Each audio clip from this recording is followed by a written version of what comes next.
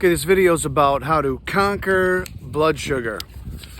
Okay, so I've got some little cheesy notes on a piece of paper here. I just go from here. I just like to try to remember everything. Sometimes I do suffer from a little bit of brain fog, so I write some things down. But I'm gonna get started here. Basically, yeah, you really do want to bring down the blood sugar because of the effects on the brain, your organs. There's so many reasons why you want to control that. Okay, and if you do need to stay on your medications, you're going to do just that, right? Until you figure it out maybe another way, kind of like I did. Okay, so the ways you can possibly do that. Okay, here's how I did it. I'm going to give you the ways I did it, and maybe it'll help you out. So exercise, not necessarily hardcore exercise, but walking. And this may seem ridiculous, but almost after every time you eat, you're not the worst thing you can do is sit down or lay down after you have a meal. That's why you get lethargic. Remember those big Thanksgiving dinners when you laid down or sat in a reclining chair or wherever and watched a football game, and after you had a big meal where you overate? Well, some of that may have been blood sugar when you felt tired after the fact. That's pretty much everybody sitting around all groggy. That's pretty much the reason why. So you monitor your carb intake. There's so many ways to do this and not give up on eating good food, okay? I'm gonna keep this video about 7 minutes, okay, if possible. I'm gonna try. Anyway, eating fiber with every meal is really important. It helped me out tremendously. So fiber with every meal. One way to do it is to, whether you use Metamucil, believe it or not, just a teaspoon of that stuff. I don't like some of the chemicals in some of that stuff, but okay, it's better than nothing. And there's also psyllium husk, which is what Metamucil's made of, a lot of that. So you can get that at any nature food store without the aspartame and all the other stuff in it, just so you know. With every meal, just a little bit of that, it'll help slow the digestion down and help you absorb those carbs that you're taking in, okay? So that's a medical fact. That'll help. Drinking plenty of water, vital. Make sure you drink plenty of water. Manage your stress. I meditate 20 to 30 minutes every day. In my position, I have no choice. So managing stress, those cortisol levels and everything else, it's vital, okay, that you try to do this. Even if you're in a place where you have to go sit in a bathroom, believe it or not, and just sit somewhere for 10 minutes and just close your eyes and try to focus on nothing. It's vital if you can pull that off. There's plenty of apps on the internet, YouTube and everything, that will tell you how to even do mindful meditation for 10-15 minutes, and it works. Okay, that's important. Monitoring your levels after you have a meal. What I did for a long time when my levels were spiking, and I knew I'm becoming diabetic here, neuropathy, fatigue when you eat, and just feeling like outright shit constantly, especially after you eat a meal, which really shouldn't happen. You know, your blurred vision, things like that. You know there's something wrong there. You need to adjust it immediate, okay? And I don't like to say things immediate, scare people. I don't want to do that. I want to help you. So what things you can do while you eat. So we go with the fiber.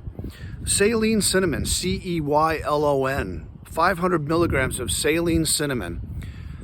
With a meal, believe it or not, it'll knock the blood sugar back. Also, it'll lower your blood pressure, which is kind of nice too. Make sure you're not suffering from a histamine intolerance if you're going to take products like that.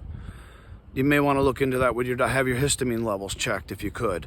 Okay, I ran into a situation like that when I was taking too much. You gotta be careful taking too many things at once, but 500 milligrams shouldn't hurt you.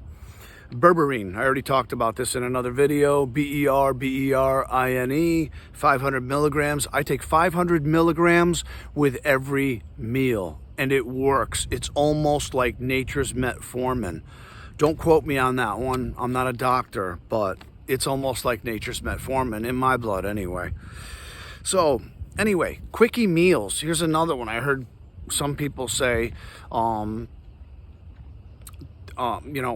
kind of meals can I eat? I have these sugar cravings. I get it.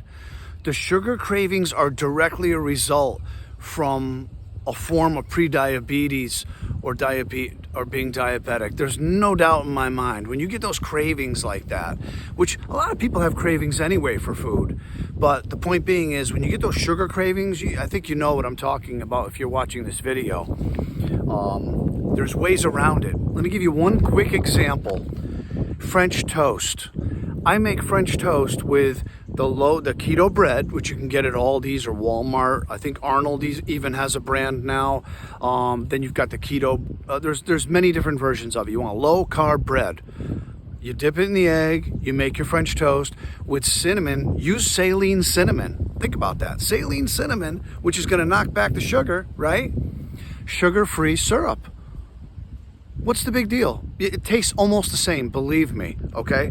Here's a good one, even throw a little chocolate with sweetened with stevia, not sugar, not regular chocolate, milk chocolate. You can't have that, okay? Skip that. Go with like the Lily's brand is a really good brand, by the way. I don't sell any products and I don't advertise a product. I'm just saying, I'm trying to help.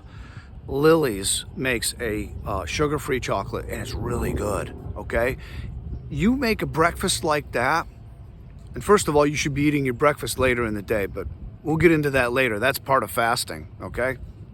Which is going to help with your blood sugar. But I don't want to jump around too much. Fasting is going to be a separate video.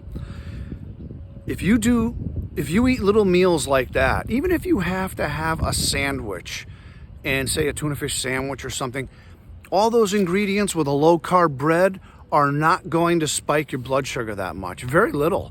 Now, I've done tests on myself with a glucometer, and you may want to do that. Have a sandwich with what you've been doing. Say you've been eating regular bread and all that. Show the spike, which you will. If you're pre-diabetic or you're diabetic, you're going to spike, especially if you're not on medications, right? Wow. And then you're going to feel like crap.